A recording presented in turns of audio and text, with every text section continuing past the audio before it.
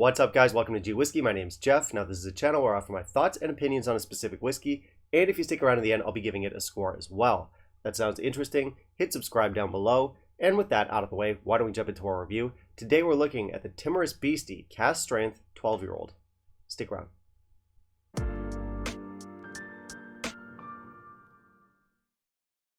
Okay, so we're looking at a blend today, more specifically a blended malt. We have the Timorous Beastie Cask Strength 12-year-old. Blended malts are single malt whiskeys from various distilleries that have been blended together. We do not have any grain whiskey in here. This one is part of Douglas Laing's Remarkable Regional Malts collection. If you're not familiar with the Remarkable Regional Malt series, it's kind of a cool concept. What it is a series of blended malt whiskeys made using whiskey from distilleries within a particular region of Scotland. So these whiskeys are supposed to be representative of the style or kinds of flavors that we can expect from said region. Our Timorous Beastie here is going to be the Highland blend, but there's a bunch more out there. We have the Epicurean, which is going to be Lowlands.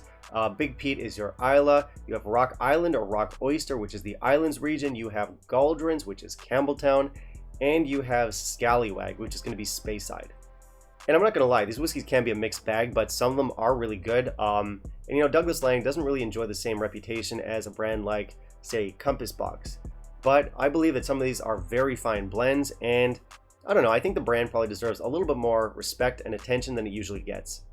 I think it's a cool concept. The whiskeys are usually well blended. I believe they're always craft presented, and there's a lot of options out there for us to explore, different age statements, different flavor profiles, etc. And beyond that, I love the bottles. I recently did a video where I called the Douglas Laing style steampunk craft. I think the art style is really cool with these bottles.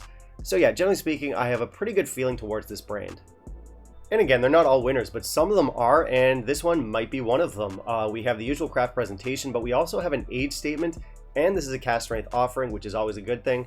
Of course, Highlands is a very big region, so there's a lot of single malts that might have potentially contributed to this blend. And I don't know what they are. I have no idea what distilleries went into this whiskey, but tell you what, if you guys have any theories, do let me know down in the comments. It is worth noting that this is a limited edition bottling, which is unfortunate. It's one of 3,000 bottles out there, and it came out back in 2018, I believe. So it might be a little bit hard to track down these days, but hopefully you guys can still find it out there. So yeah, why don't we jump into our review, see what our whiskey's all about, and in the meantime, if you could kindly leave a like down below, that'd be greatly appreciated.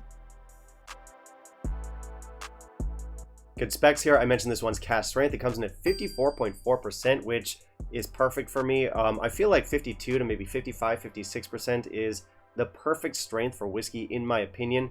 That's where our flavors are big and intense, but the whiskey, generally speaking, isn't too rough. So that's looking good. We also have non-chill filtered and naturally colored.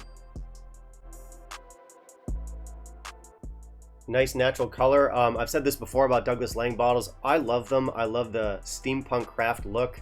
I think they have very busy, very artistic, very unique labels. So kudos to the marketing team or the art department or whoever cooked this up. Bottle presentation is going to be 5 out of 5. We do have non-chill filtered and naturally colored. We have a little blurb on the back that gives us some tasting notes. It also says it's matured in American oak, so a little bit of production information there. Overall, great look, super cool bottle. This has not been watered. Let's try our nose. Okay, so big, fresh, and a little bit sharp, but in a good way. We have honey, lots of ginger in here. We have straw and barley, orchard fruits. Yeah, so like a green apple, pears, some white grapes. I'm getting a little bit of champagne here. We have salted butter, we have nutmeg, we have biscuits, we have wood varnish. We even have a little bit of like Vicks Vapor Rub or something a little bit minty in there. Really nice, healthy alcohol bite here. Now our palate.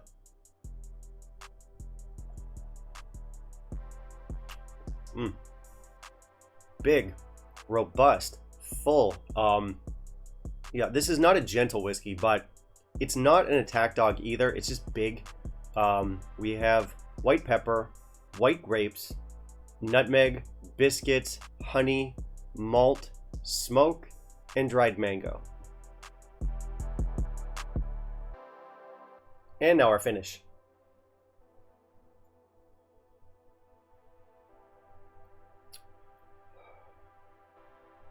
All right, tiny hint of peat, I think, spicy ginger, white pepper, oak spice. For those of you who live in Asia, you might be familiar with wax apple, and we have some more dried mango in here.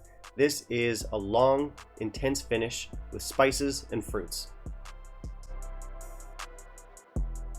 Okay, interesting. I was not expecting this. This one is good. It's a really big step up from your more basic Douglas Laing offerings. I think even at 46%, this would be a good whiskey. But the fact that it's cask strength really elevates it. These flavors are powerful and satisfying. One of my favorite things about this stuff is just that it's very fresh, a little bit rugged, and very vibrant. You know, some whiskeys just come alive. They have a certain energy to them, and that's this stuff. Other examples would be stuff like, I don't know, Glencairn 10, Arran 10, Arran 14. Some whiskeys just have that magic energy to them that I find really charming. I get that here. I also really like the spiciness in here. We have nutmeg and white pepper and spicy ginger. We also have these really nice fruity notes, like these orchard fruits. Those flavors come together really nicely. They're big, they're balanced, and this is not a flashy whiskey. It's not something that's teeming with class or sophistication. Again, it's a little bit rugged, it's punchy, it's robust, it's intense. It's got some big brass balls. And I love this stuff. It suits me. These are my kinds of flavors. This is Highland flavors at their finest. And honestly, this is one of my favorite recent buys. And I'm usually a single malt snob, but there's no getting around how much I love this stuff. Honestly, I think this might be one of the best blends or blended malts I've ever had. And while I haven't had a lot of blends, I've definitely had quite a few, and this one is up there. It's such an unpretentious, powerful little gem of a whiskey. It's also great for reachability. I often talk about reachability. It's not always just about score. It's how often do you find yourself coming back to a whiskey. And I come back to this one a lot. It's consistently good, and you know, some whiskeys will hit different depending on your mood, but the fact that this is cask strength and the fact that blends are usually a little bit more stable than single malts means that this one always delivers. It's always on point, always delicious. So obviously I'm swooning. I love this stuff. I'm going to give it a score of 90. I think it's a banger. It's a shame that it's not more widely available. I believe it's an exclusive to Europe and Asia, and it's a shame that it's a limited edition. I'm going to have to buy some backup bottles of this. Again, it's not a fine whiskey, but it's loud and energetic and fun and rugged, and I just love it. I think it'll suit your fans of Highland whiskeys. What it does is it takes your typical Highland flavors and really amps them up.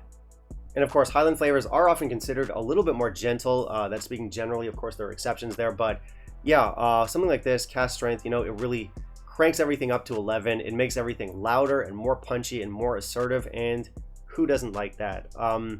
Obviously, very highly recommended. I think our value on this one is pretty good. It's not a super cheap whiskey, but it's not over the top expensive either, and I think it's worth it. We're getting something that's age stated, cask strength, naturally presented, and genuinely delicious. So I have no problem pulling the trigger on this one. I want to stock up on a few more bottles, and I'll just keep buying it as long as the shops still have it in stock. As I said earlier, these Douglas Laing bottlings can be hit or miss, but this is the best of them, or one of the best of them. Obviously, I haven't tried them all, but again, it is limited edition, and it came out a couple years back, so you might have trouble finding it. If you do, and the price is reasonable, I would say pick it up. It's a banger. Okay, that's it for me today, guys. Thank you very much for watching. If you want to help support the channel, please consider becoming a patron. Otherwise, like, comment, subscribe. Always appreciated, and I do want to hear from you. Have you tried our Timorous Beastie 12-year-old cask strength? What were your thoughts? And finally, down below, let me know what you want to see me review next. I'll keep it in mind for my upcoming videos. Bye, guys.